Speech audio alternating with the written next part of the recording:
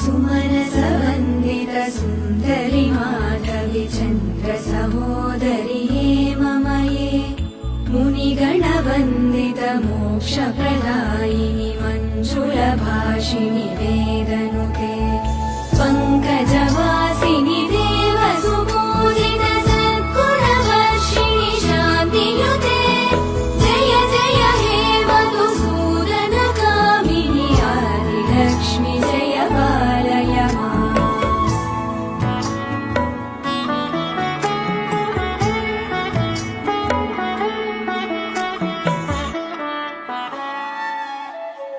अयि कलिकल्मषनाशिनि कामिनि वैदिकरूपिणि वेदमये क्षीरसमुद्भव